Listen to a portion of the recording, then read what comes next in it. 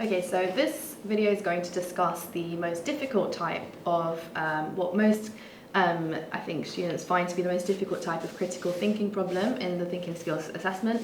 It's a parallel reasoning question. So before we get started, I've basically got, I think, the majority of the questions from the past papers that are specifically parallel reasoning.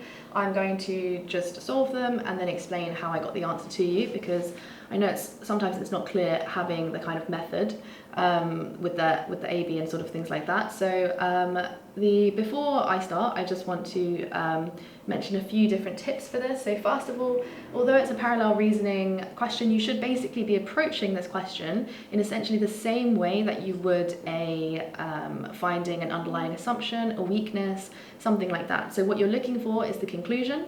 You're then looking for the argument that gets you there, and then you're just looking for something that is using the same process. A kind of mirror of that. So it's actually exactly the same way that you solve any of the other questions.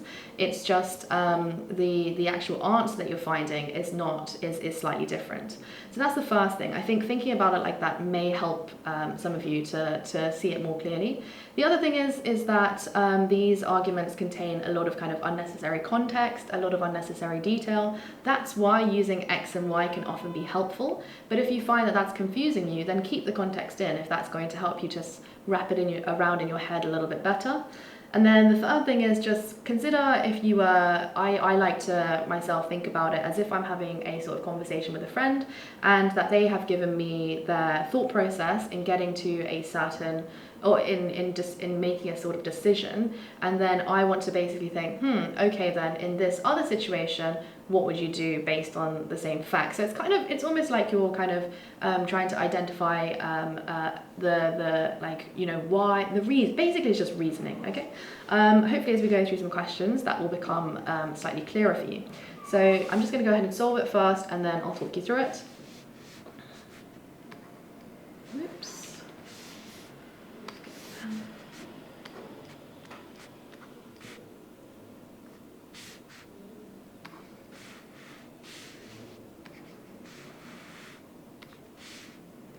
Okay, I need to find the answer.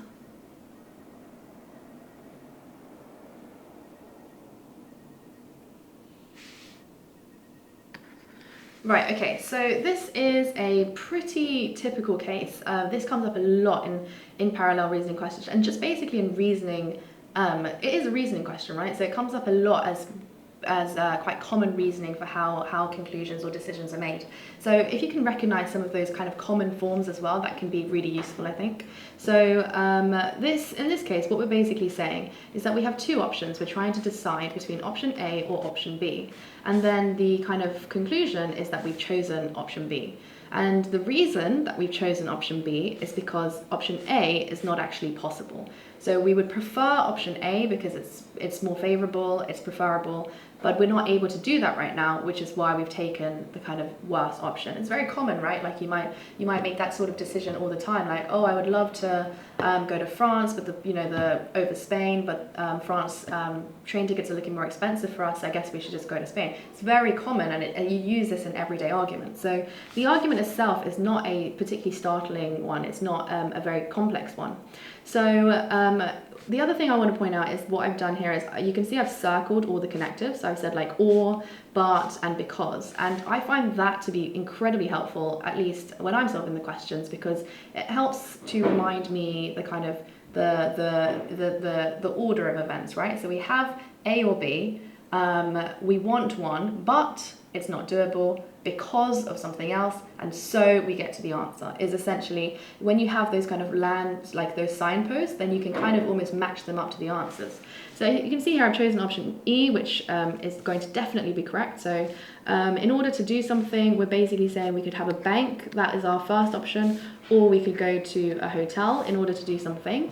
You can see the result is that we've chosen a hotel, even though it is not as good as the bank. You can see it's a worse exchange rate, but we didn't have enough time. So again, we've chosen the less preferred option because we were not able to choose the better option. So paraphrase it if you need to, keep the context if you need to. Those are kind of like, very minor details. It's whatever works best for you. But the key thing is that you are really certain of why that person has come to that conclusion. Let's try another one.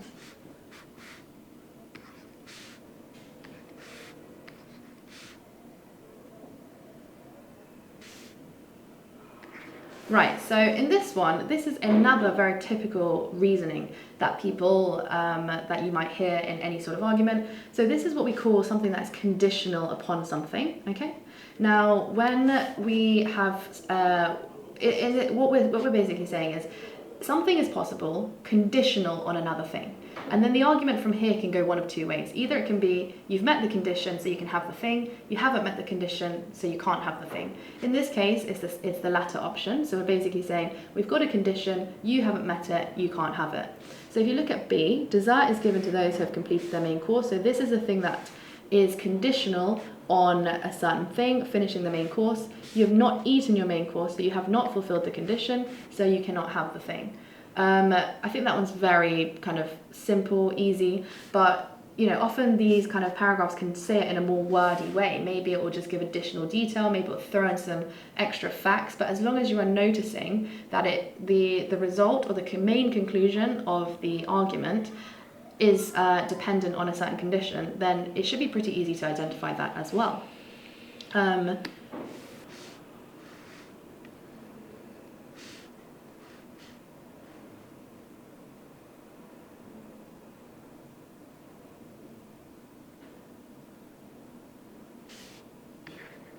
Right, so again, this is very, very typical. We've given two options. We've got option A, either A is happening or B is happening. And we have concluded, as I said, I really like to jump to the conclusion first. We must conclude that in fact B is happening, okay? Because we have some evidence to suggest that A is not occurring, okay? So since there's very little evidence of it. So which parts of those do you need to keep the same in the answer you're looking for? The only parts you really need to keep the same are that there are two potential options to explain a set of results or an observation, and we are concluding based off of this information that it is B because we have enough justification or we have enough evidence or enough observation that A cannot be happening. That's all you have to keep from that paragraph. Everything else you can disregard. So if you look at C, again, the order of the kind of language is slightly different, so it can help you to identify the conclusion first, once you know what the two options are, right? So we've got two categories, greetings and alarms, right? And then the conclusion is we must accept that it is attempting to raise the alarm. So we're saying that B is what is definitely happening, and it uses the same language, since, yeah? Since we can be sure that the meerkat is not calling as a greeting, okay? So since there is little evidence, since that we can be certain it's not a greeting, we must accept that it is B. This is why, again, I really do like to kind of highlight the connectives. This is not totally foolproof, but a lot of the time it will basically use the same connectives in those kind of important moments. And if you look at the other options, I believe, this one uses since, so maybe you could become slightly confused by that, but the result is so clearly wrong that it's not going to be that. Everything else uses different language.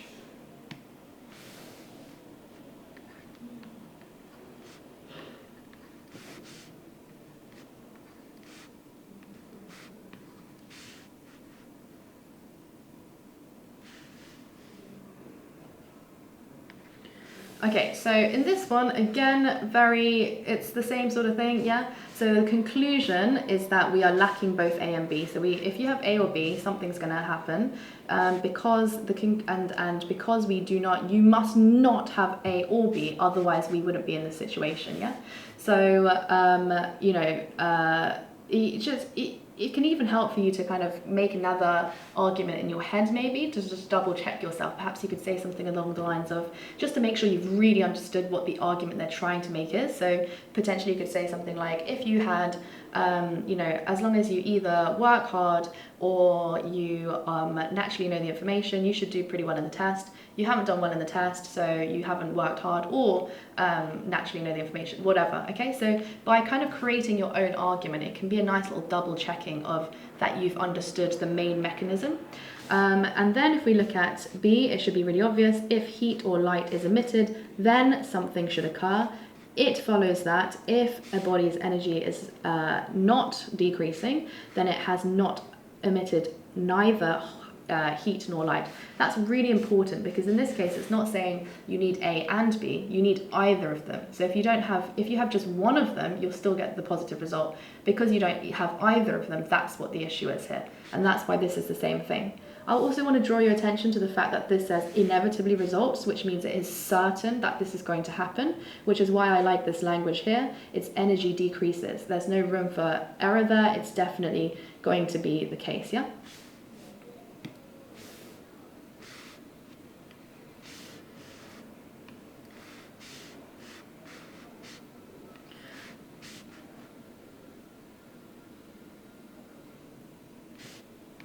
Right, okay, so this again is really similar to, which one was there? It's really similar to this one actually. It's exactly the same argument pretty much. It's basically saying we have observed something and we think it is either because of A or it's because of B. However, we're going to disregard the second A in this case actually. So we're going to disregard that she's exceptionally intelligent and knowledgeable because we have no evidence of that. Therefore, it must be that she has plagiarized it. So it's pretty much exactly the same. So again, it should be very easy to identify the answer because you know what you're looking for, yeah? So we've observed that we've been given some flowers, therefore he must be feeling guilty about something because, and that is, you can see the conclusion here comes in the middle, so that's why you might trip up on that, right? But it doesn't matter if it's at the end or the back, you can change that, can't you? You can say, he only gives me flowers to celebrate special occasions or when he feels guilty. This is not a special occasion. He must be feeling guilty about something. So as I said, conclusions always contain the words like must, should, something like that. We know that's the result that we're getting to. Does it match the chain of reasoning? Yes.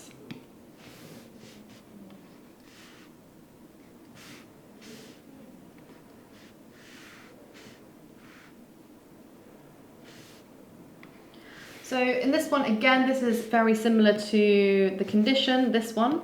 So what we're looking at here is that for something to be possible, we must certainly have clouds be present. As there are going to be no clouds present, clear skies, there is no chance of rain. This is probably one of the ones that not many of you will struggle with, but I'll do it anyway. But yeah, so in this case, solar eclipses, this is only possible at the new moon, which is when the new moon is between the Earth and the Sun. This is just additional information, right? That's not really important. You can just ignore that. The new moon is not until next week, so there will definitely be no solar eclipse today. Very nice and simple.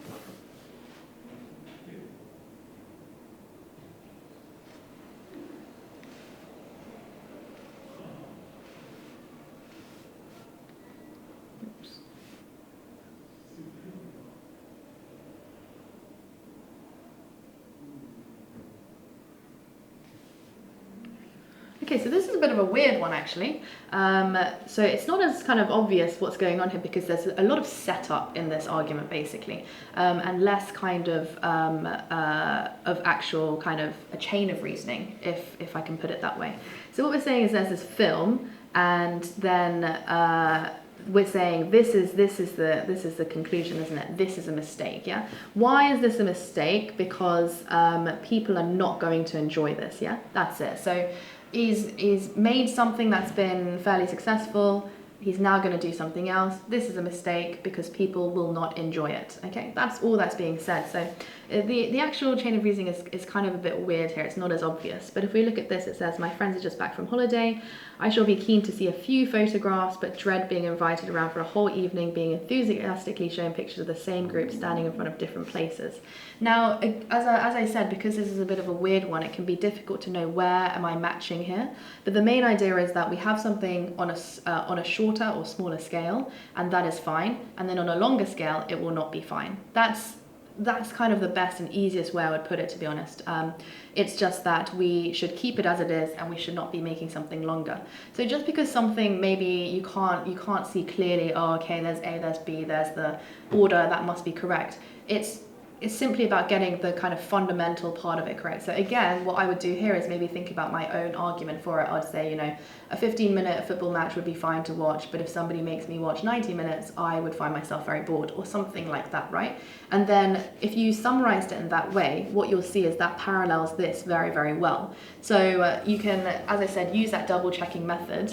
Maybe I'll look at the other options as well, just to say why they're wrong, because this is a bit of a weird one.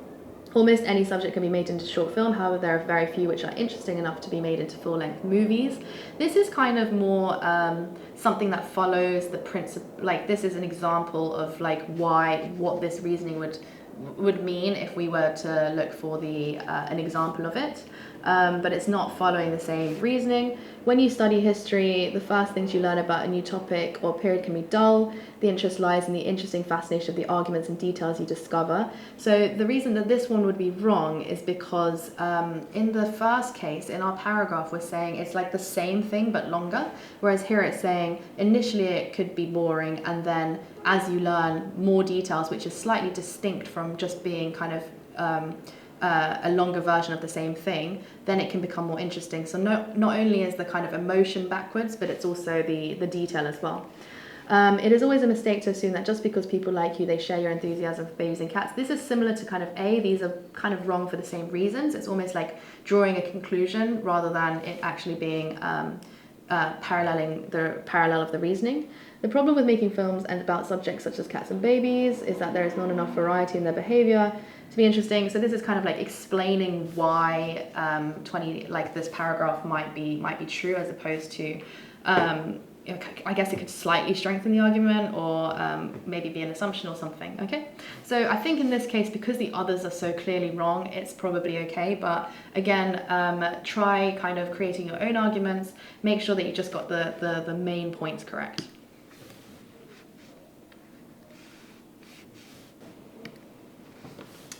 Okay.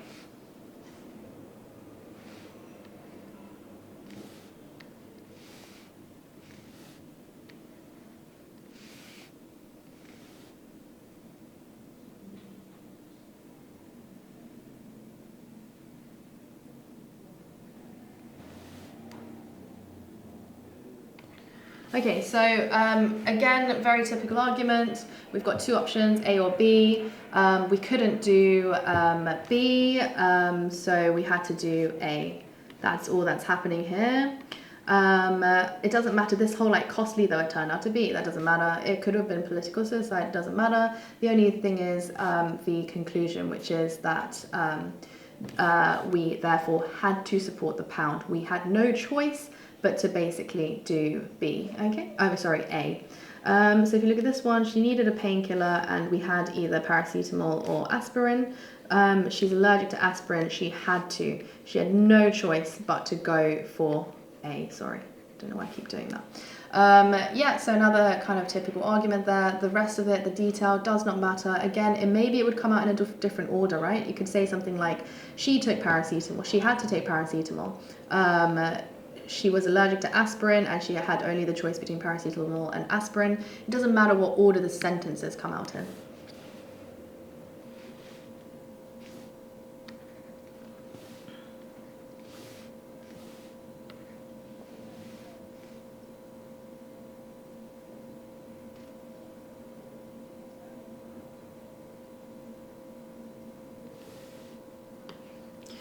Okay, so in this one, again, it's conditional on something. If you practice hard, you're going to get better at something. I haven't been practicing, so I haven't got better. So it's a correlation, right? One goes up, the other one goes up. In this case, I haven't done the first thing, so my playing hasn't improved.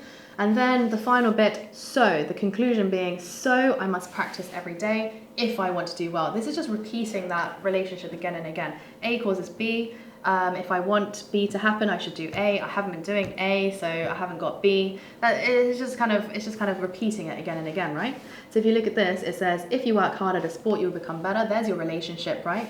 And then if I have not worked hard at my trampolining, so I have not become better, there is a competition, so I must work hard if I want to do well. It's following exactly the same thing. We're wanting a certain result, so we are going to need to do the thing that would cause that.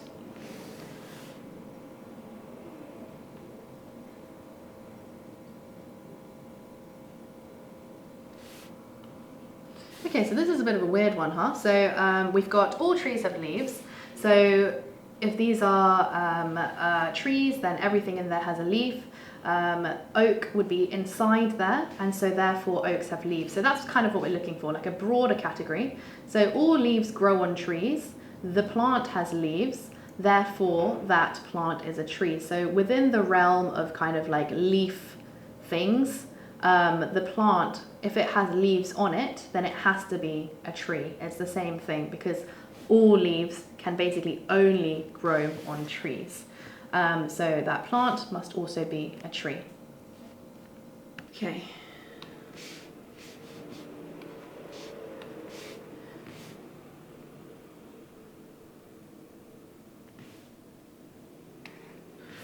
Okay, so this is also a slightly weird one actually, but okay, so the important thing here is that we're comparing two things on the same scale of things. So basically what we've got here is that Amrit cannot afford to do one thing, and so we've got another product which is more expensive. So on that same scale, because he can't do this, he also can't do this because it's worse or more or whatever, measured upon the same scale.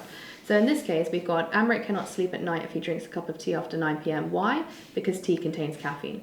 Coffee contains even more caffeine, so Amrit won't drink that after 9 p.m. either. So pretty simple, but it's just a bit of a weird one because it's not as obvious what we're looking at. But essentially, same scale of things, because we cannot do one, we must therefore necessarily not be able to do the other. So it's kind of by like limiting what, by setting kind of constraints around what we are currently able to do, anything outside of that would obviously not be possible either. This is, again, it's actually quite common in terms of like what you would see in everyday reading, but maybe in these kind of questions, it's not as common.